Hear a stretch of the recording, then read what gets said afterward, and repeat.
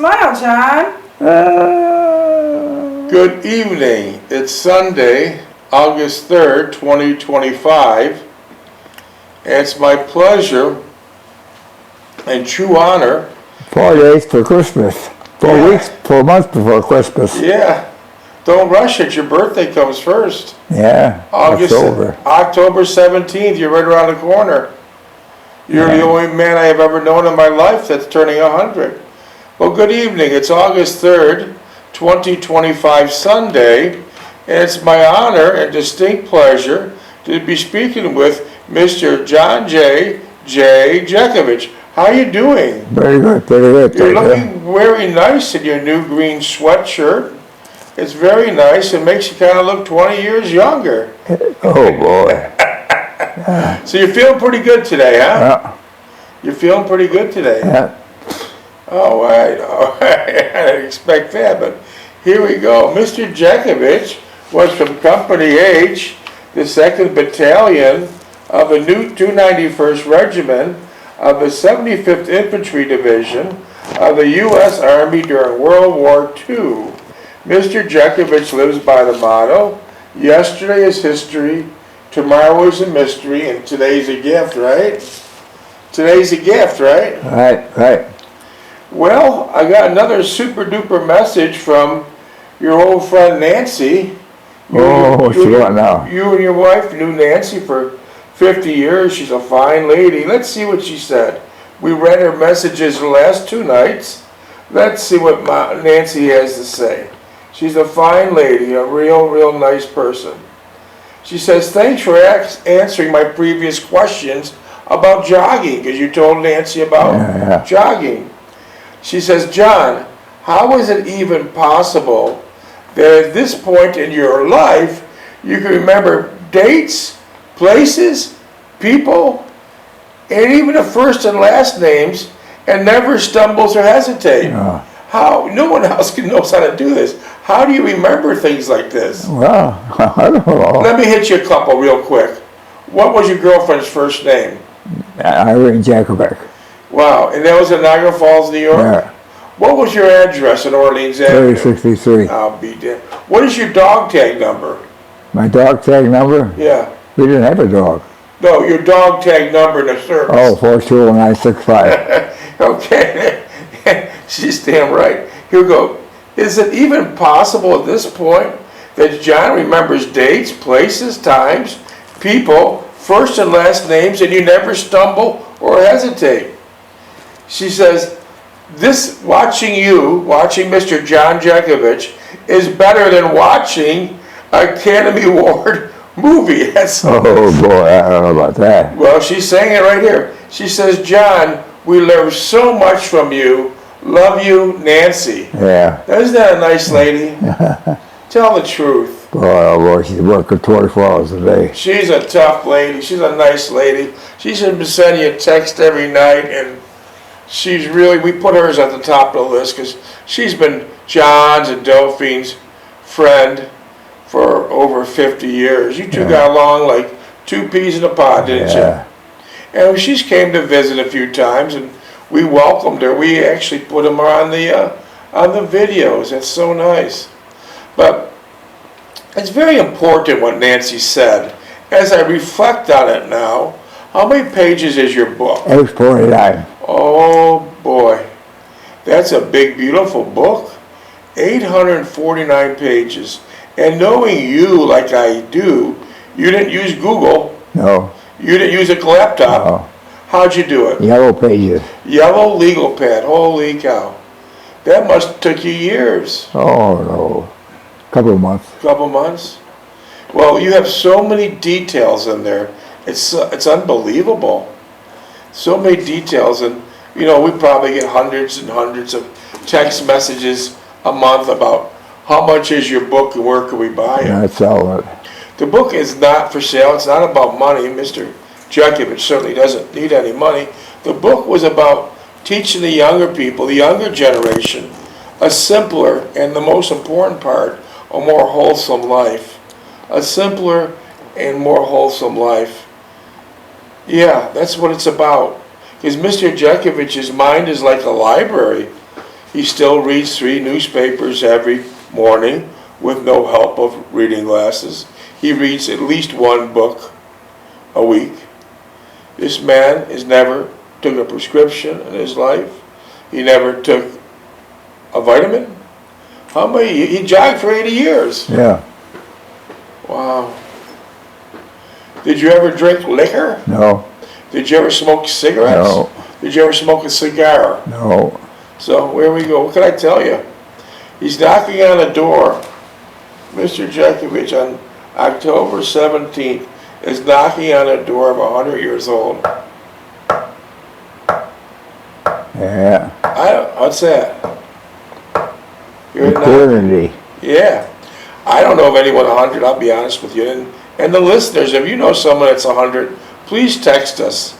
Because I honestly don't know anyone 100. And if I did, they wouldn't be the shape of this guy. He could squeeze your hand and knock you to the ground. Yeah. Wow. It's just amazing. It's just amazing. It truly is a great story. And I know they call that the greatest generation of all times. And now I see why. These guys were combat World War II fighters. They're right up in front as teenage boys, right? 33. 33 is the code for 19-year-old. It's the 33 military code Yeah, for a teenager. Mr. Jeckovich, let's just say, Mr. Jeckovich said in the last couple of weeks that you blinked your eyes at 20 and now you're 100. Where the hell, tell me, where the hell did these 80 years go? I don't know. I have no idea. It went by that fast. Yeah. So the young listeners, please understand that it goes by fast, and to enjoy every day. Boys and girls, it is a very short dance around the sun. You might not think so. Neither did Mr. Jeckovich. He thought it'd last long. But he says he blinked his damn eyes, and now he's 100, and I believe what he's saying. It went by that quickly. You're just a visitor on planet Earth. Life is very, very strange. You arrive with nothing. You spend your whole life chasing everything. I need this car, I need this house, I need this special watch, I need this ring. I need everything. It's funny, a rich man wants everything, and a sick man only wants health. But life is very strange. You arrive with absolutely nothing, and then you spend your whole life chasing everything. You need this material thing, you need that material thing. You need a better car, you need a better house. You need everything better, and still you will leave with absolutely nothing. So, part of the book's going to tell me to say this to you. Make sure your soul gains more than your hands. Please make sure your soul gains more than your hands. Yeah, that's what it's all about. It's not about the fancy cars and the house and these designer clothes. Who the hell even wants a designer clothes? That's the biggest bunch of shit I ever heard in my life. Tell us about your clothes when you jogged for 80 years. What? What did your clothes look like when you jogged for 80 A years? sweatshirt, wool hat on, and sneakers. Sneakers. Pair of blue jeans. Sneakers or old boots, corduroy pants or jeans, sweatshirt or an old t-shirt, and a wool hat. That was his story. That's how he jogged for 80 years, and it worked. Mr. Jeckovich was before his time on physical education, and let me explain to you why. He started jogging as a young boy, 80-some, maybe 90-some years ago. I can't keep up with him. And back then, jogging was not fashionable, not at all. No one knew what the hell people were doing. People back then, I believe, were ignorant of the fact that they're ignorant. When you're jogging with those old clothes on, running down the streets of Niagara Falls, New York, what did people say to you? Were you all dressed up? No, you were jogging with your clothes. What did people say to you? when you're Why don't driving. you get off the road, you bum? Get off the road, you bum. Can't you afford a car? Throw beer cans at you. Yeah. You said they threw Genesee beer cans at Yeah. you.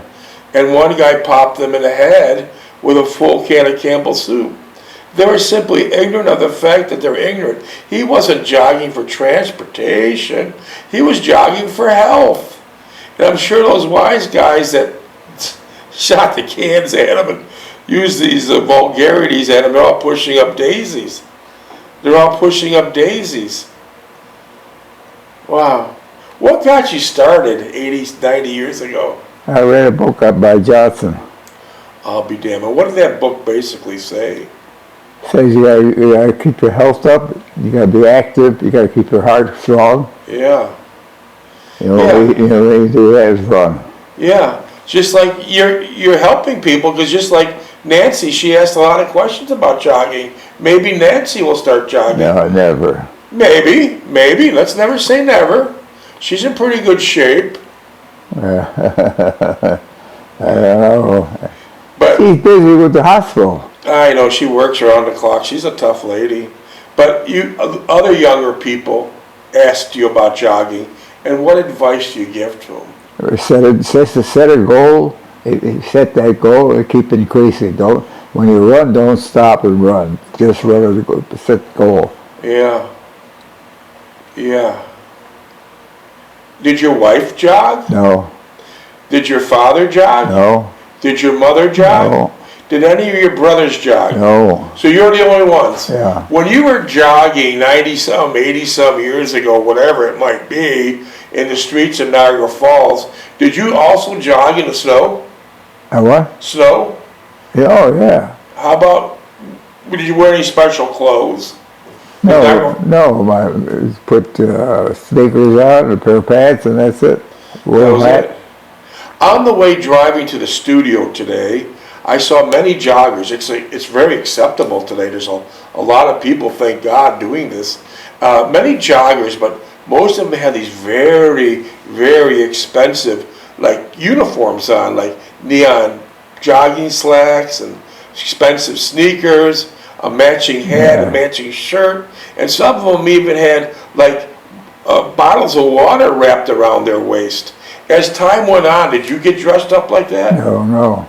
So you didn't do that? I didn't do that, no. They were show off, that's all. They're showing off. Yeah, because I think your total outfit was under $9 or $10, and boy, these outfits were nice. They're like $500 or $600, but that doesn't have you jog any better. Yeah. The bottom line is to get out there and jog. And then it probably didn't jog very long either. Yeah, maybe so. Yeah. Well, that's so interesting. Your father came from Russia. He was a legal immigrant through Ellis Island. He broke his ass working 3 different jobs to give you and your family a better life. He helped build New York State brick by brick by brick, board by board by board.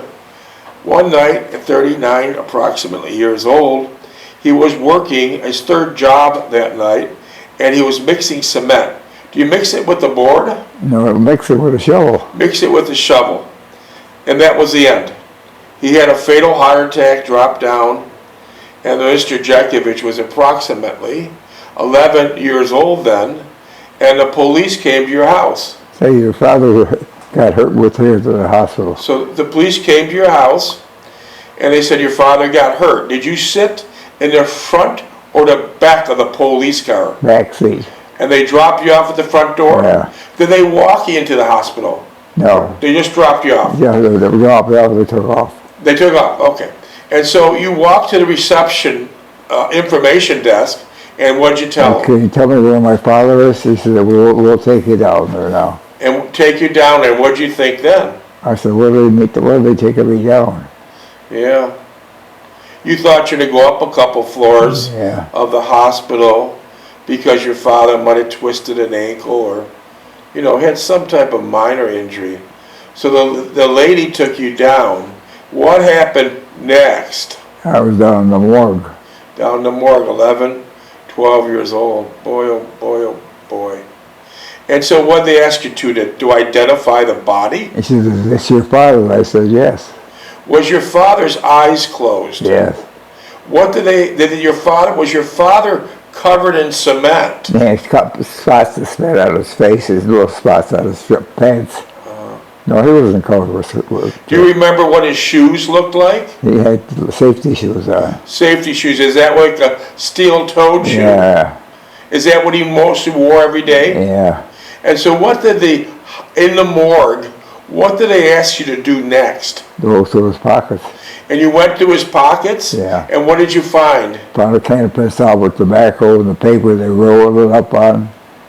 A bunch of little matches. And what else? And a couple of dollars, nickels, and keys for the house. And that was it? Yeah. And so this is where the book begins, listeners.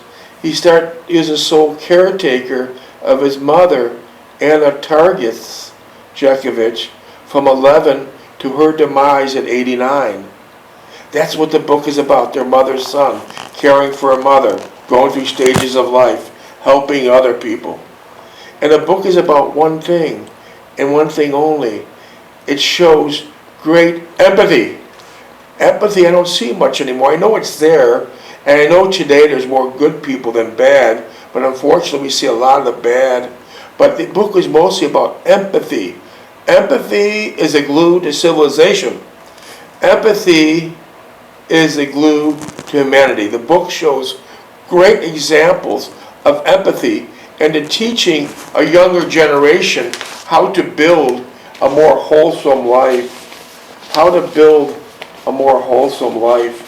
And that's what the book was about. And like I said, Mr. Jeckovich, the book is never for sale because it's never about money. We don't care about money. We honestly, God, we don't care about money. We did about 600 YouTubes already. And the book, we went from page 1 to 849. So everything he said in the book is there. And now we're backed up again, and we're approaching chapter 8 the second time around so you can see it. So the book was basically written to give young people a good example for a simpler life, right? Yeah. So any questions you have for this World War II hero, text them at 407-366-0000. Text Mr. Jeckovich at 407-366-0000. Or if you're from a funny state, a little different state of North and South Carolina, like we are, we talk a little differently. Text Mr. Jeckovich at 407-366-0000. 407-366-0000. He'll answer any questions and be glad to talk to you. There were 16,400,000 beautiful young men and ladies who participated in World War II. Now we're down to less than 5,000 true frontline combat vets, and we're losing them at a rate of 150 a day or more. They're all in their early hundreds. So time is now. Ask them a question. You'll talk to a true World War II hero. It won't be something you get in a history book, because most of the history books, believe it or not, are a bunch of bullshit. They're not real. This is the real deal. Text them if you wish. 407-366-0000. You'd ask them any question you want. Let's just take a random question about marriage. How long were you married for? 69 years. Yeah, there you go. One wife, 69 years. Should I say any more? Wow. But let me just go to a couple examples I took out of the books. The books that Mr. Jeckovich trying to give people a better life, right? Yeah. Let me read some examples. He's speaking to the younger generation. He's speaking to his great-grandchildren. I really like them to know about hand-me-down clothes and homemade ice cream and leftover meatloaf sandwiches. I really would. I hope you learn humility by being humiliated, and that you learn honesty by being cheated. I hope you learn to make your own bed and mow the lawn and wash the car. Here's a very important one. I like this. And I really hope no one gives you a brand new car when you're 16. Don't do it, moms and dad. You'll ruin that kid. Even if he's driving a $1,000 junker, his life will be better, believe me. I hope that, no, this is another important part, I like this. I hope you get a black eye fighting for something you believe in. It'll be good if at least one time you can see puppies being born and your old dog put to sleep. I hope you have to walk uphill to school and your friends with your friends you live in a town you could do it safely. What's the minute count in the studio? Could you tell us your experience of going from Orleans Avenue to your two different high schools? 9 minutes. Tell us, when you left 3063 Orleans Avenue to go to high school, you went to 2 high schools. Explain to us what you did. I walked from my house to Gasco. You were at Niagara Falls High School, right? Yeah. How many miles? It was about 6 miles. And then you went to your second high school, Yeah, Trot That Vocational. was about 4 miles. And then, what did you take in Trot, by the way? Electrical. Electrical? So that's how you learned about electricity. Yeah. And then from Trot Vocational High School, you walked clear across town to go to where? Kresge's. Kresge's. And what did you do at Kresge's? And my mother was there. But that's the longest walk out of all of them. How far was that? About 18 miles. Yeah. So your mother, you never said, Mom, I need a car. Mom, I need to help me. You never said that. Yeah. You just did it. Yeah. You just did it. Yeah. So when you get to Kresge's, what did you do at SS Kresge? Stock boy. Stock boy. And what did your mother do there? She cooked. Very good cook. That's the bonus of the day. You walked all those miles, and finally you got to SS Kresge's, which later became Kmart, and your mother had a nice lunch waiting. Yeah. Wasn't that worthwhile? Yeah. And your mother could cook. Yeah. Yeah. Did your mother let you eat up on the lunch counter? No, we went down a candy counter downstairs. She made you eat in the basement. Yeah. I wonder why she did that. Well, she didn't want to be self-centered. I mean, it didn't look good as well to put up there to eat. So it's best your mother said eat in the warehouse basement, and you don't need to go upstairs and be showing off, right? Very humble people. I like that. And what kind of things? This is very interesting to me. You walked a long way each day, but your mother had a beautiful lunch or dinner waiting for you. What kind of things did your mother from Poland make? Somewhat? What kind of dishes did your mother from Poland make?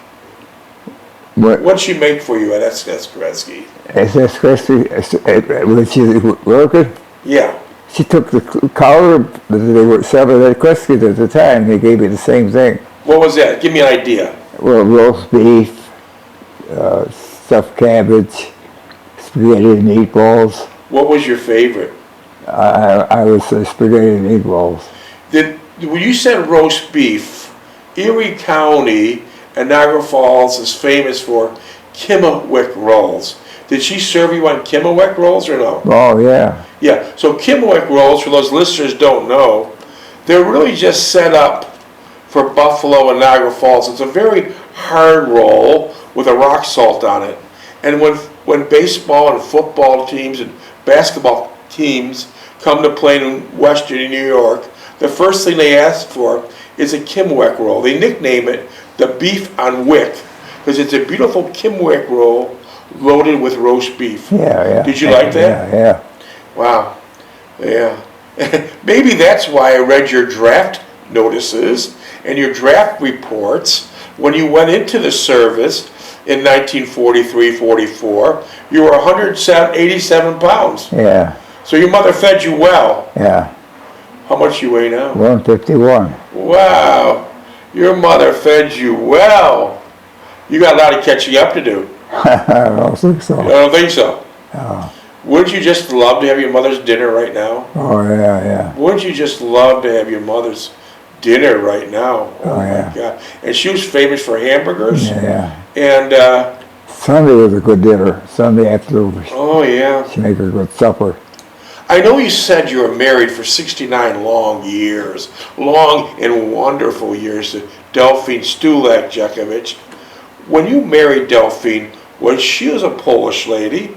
Was she a good cook? No, my mom, I told my mom, get a hold of Delphine, feed her, teach her how to cook. She's killing me. You actually told your mother that your wife is killing you. Yeah. So did your mother teach her? Oh, our teacher, yeah, she was a good student. She was a good student. So about how many months of teaching the culinary arts by your mother did your wife become a good cook?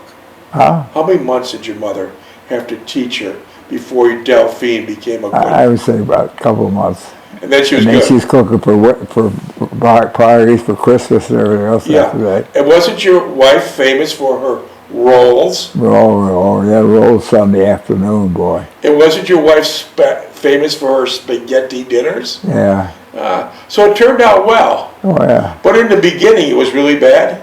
Well, it wasn't bad. I knew she couldn't cook. I loved her, except the little points she's got. Yeah.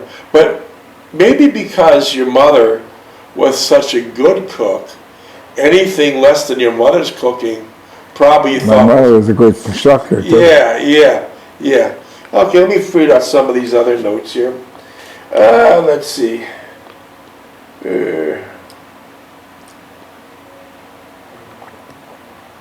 On the rainy days when you have to catch a ride, I hope you don't ask your driver to drop you off 2 blocks away so you won't be seen riding with someone as uncool as your mom. I don't understand that at all. Yeah, that's when you... one second.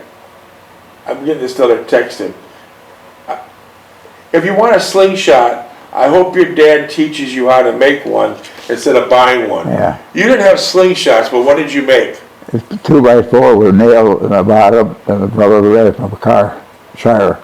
And was the inner tube tire the rubber you used? Yeah. Okay. I hope you learn to dig in the dirt and read books. You had books. How did you get I had books the Rum Club. And did you have to beat your mother to the mailbox? No, she said you're spending too much money on books. So you had to get it before your mom seen it? Yeah. And where did you hide your books? Underneath the bed.